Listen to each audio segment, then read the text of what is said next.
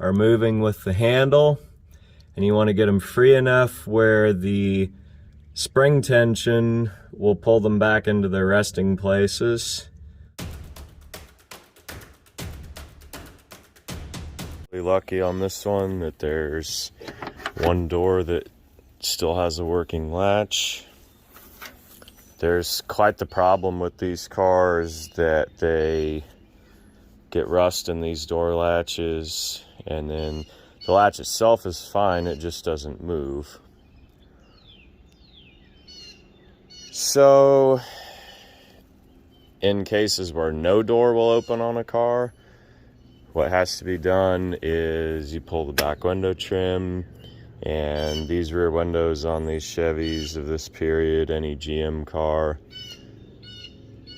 they'll get surface rust in that channel, and back window is real easy to pull out, cut out, and it's a pain with the seats in there, but you gotta crawl in, you gotta unbolt the front seat, you gotta take the back seat where it'll move and slide off the little hooks, and gotta take the door panels off and work one at a time, spray those latches. Other thing that can be done, which I've done here, is if you roll the front windows down,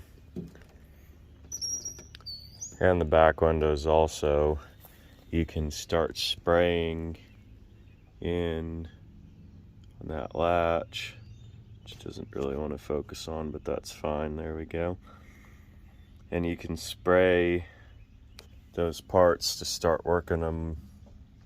But in my experience, even if you're spraying them, soaking them, you're still not going to get that to just come loose. You got to take the door panel off. And so what I would do, and this will work for other latches on other vehicles, but I would sit there and I would just press the button and observe what the next piece is that needs to move, and then I would spray that part specifically, and then I would either tap on it, pull on it, make a special tool to pull, pry, tap, whatever, to get that next part moving. And then I would work from part to part to part of that latch, spraying, tapping, doing all the stuff, and finally you can get them where they'll be working again. That last car I had, I took all the door panels out, and I sat there and I got 3 of them to operate that way.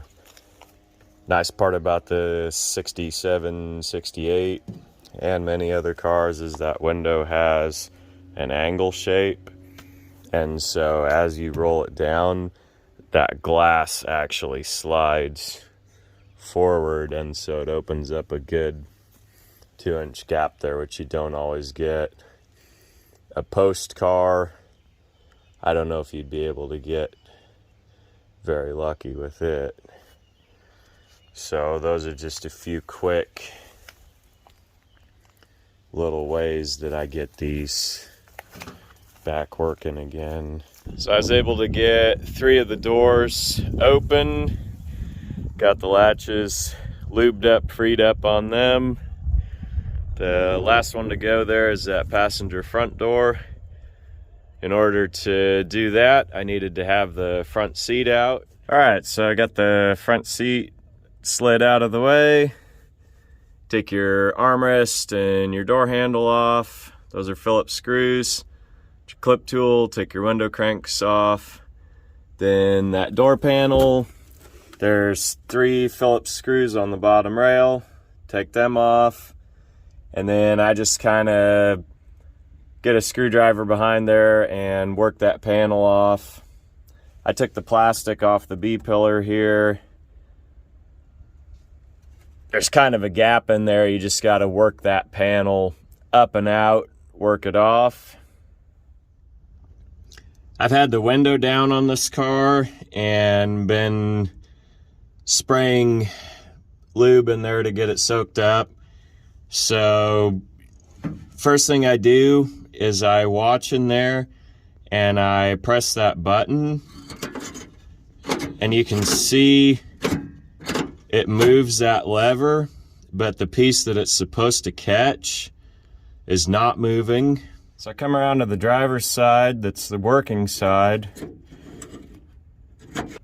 I push that handle and I watch, and you can see there's a piece behind there that slides over underneath of it toward the left side of the screen. So you can see there's a gap over on the other side there, and so as I'm pressing that button on the passenger side, I'll just take a tool and I'll lift on that to get it to move. So I identify the piece there that needs to move up, and just with whatever tool I can fit in there. I've already got this one moved before I filmed it, just because I don't have 3 hands. But you can see there's a spring on that, and you want to get it to where you can push on it with that tool and it's loose enough that the spring will push it back down, because that's the proper action. You can see it's almost there. It doesn't quite pop.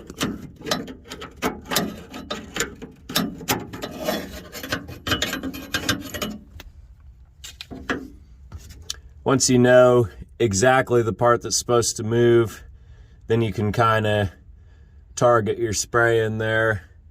Best to have a straw, because you can kind of bend that straw around. So now I go back around to the driver's side and I look for the next piece that's supposed to move. It's hard to see because it blends into the back of the latch. So I'll point to it here. It's this little piece right behind here. That piece is supposed to move up. And so I was able to use this lag bolt, and I got in behind here and pushed it. It kind of moves up and just a little bit in, which makes me think it's probably kind of on a pivot. So the threads of that bolt actually gave it kind of some good grip there. And so I was able to get that pushed up. And then the next step after that is the finger latch down there on the pin, which I think I can get behind kind of right in there with the pry bar and get that to move, and then we should be open. I was using a stick to hold the handle up there just to keep tension on it, and thought I could get a little spot in there and tap in on that latch, but there's just not any way for that to happen. So I was able to pry on it, and I'm getting separation, which means that that latch is moving out. So take this down, hold on that, and I should be able to kick that thing open. All right.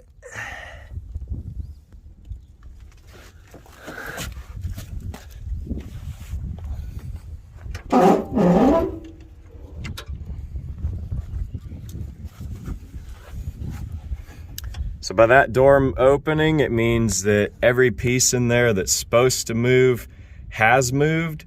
So the next step is to just get them working freely. Again, the main reason why these latches get stuck is really just from disuse.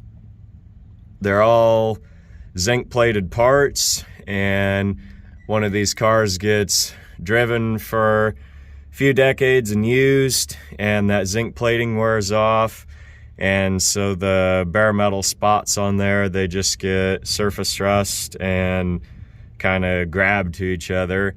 So by individually working every one of those parts, first step is you look for where the motion is.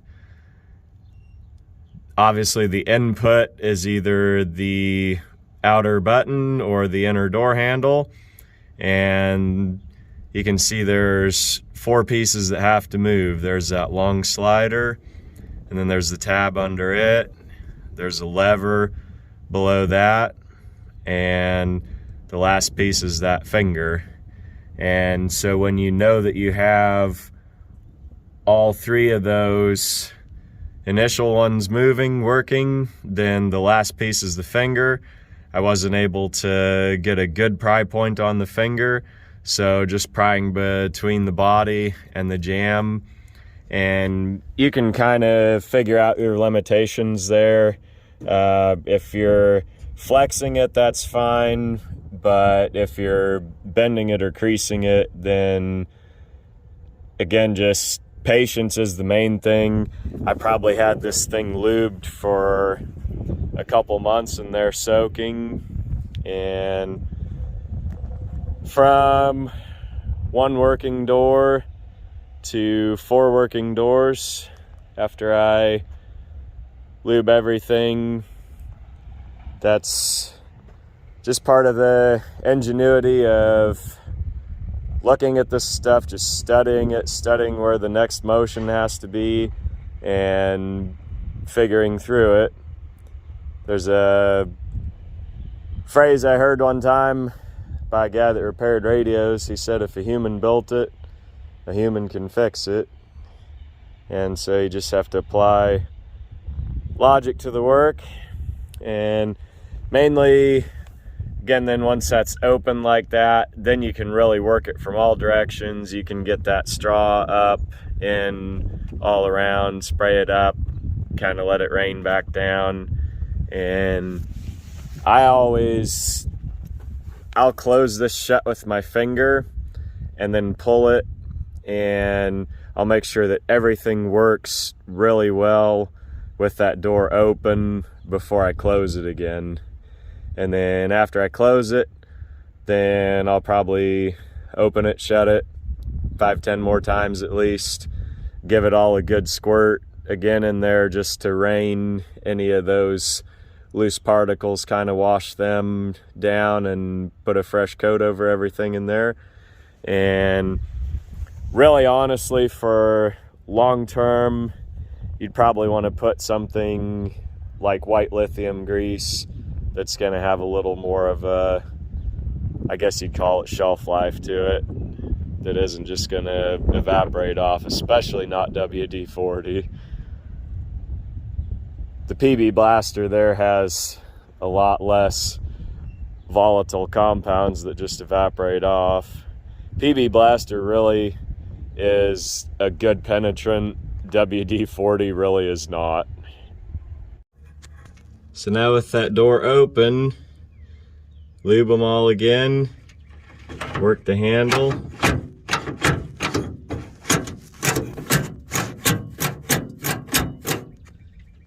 Kind of hard to see because there's not great light in there.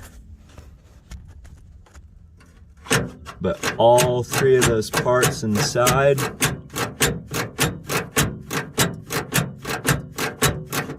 are moving with the handle, and you want to get them free enough where the spring tension will pull them back into their resting places. So we got all that done, and then the last step when you got all 3 of those working naturally is to take that finger latch and just move it back and forth with a screwdriver. So I'll push it closed, and then I'll pull on the handle with some tension on that with a screwdriver. Keep spraying that and just get it to where it'll slide and move and get the proper action that it's supposed to have. Then once you're confident they're all moving,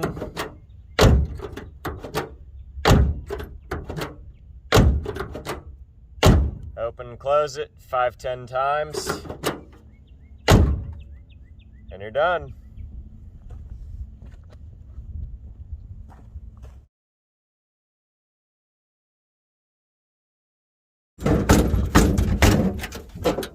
All right,